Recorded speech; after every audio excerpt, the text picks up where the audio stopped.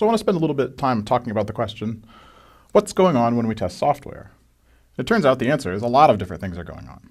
So here I'd like to start off with the output produced by a test case. It's going to pass through the acceptability check. And what we're doing when we check the output of a test case for acceptability is we're running a little experiment. And this experiment can have two possible results. One result is the output's okay, in which case we're going to go run another test case. And the question is, what do we learn in that case?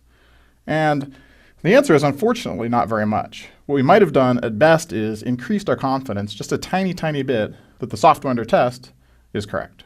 And as it so happens, we stand to learn a whole lot more when the output is not okay. And the process that I'm going to talk about right now is if the acceptability check fails, that is to say, the test output is not okay, we have to discover what's happening. And so, of course, what we expect is much of the time we'll have found a bug in the software under test. If that's the case, we're going to go fix it. And if not, there are still plenty of other possibilities. And one of the main ones is a bug in our acceptability check. If so, we're going to fix it.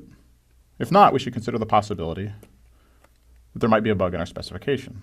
It's often the case that debugging the specification is a fairly large part of debugging because the specification often is not written down, or it's not written down particularly formally. It's just sort of it's just an English document or an understanding among a group of people. And very often we're learning what it is that we needed to implement as we're implementing the software. So if that's not the case though, if the bug was not in our acceptability check, not in the software under test, and not in the specification, now we actually have, we still have some possibilities, but they're getting more difficult to deal with. Some of the worst debugging stories that you hear stem from a flaw in the operating system, in the compiler, in runtime libraries, or even in the hardware. Since fixing these kind of bugs is often not an option for us because we've purchased these things or otherwise gotten these from some other vendor, often they have to be worked around, and this can be extremely painful. So if that is the case, we have a hard road ahead of us, but at least we know where the flaw is. If that's not the case, we're at a bit of an impasse. So what is it that's really going on here? What's the big picture here?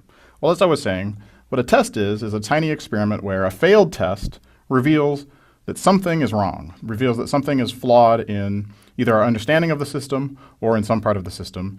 And there might be a fairly elaborate process in figuring out what the problem is. These kind of discoveries that we're making about the system that we're using are not necessarily a problem because these are things that we need to know if we're going to create correct software in the future.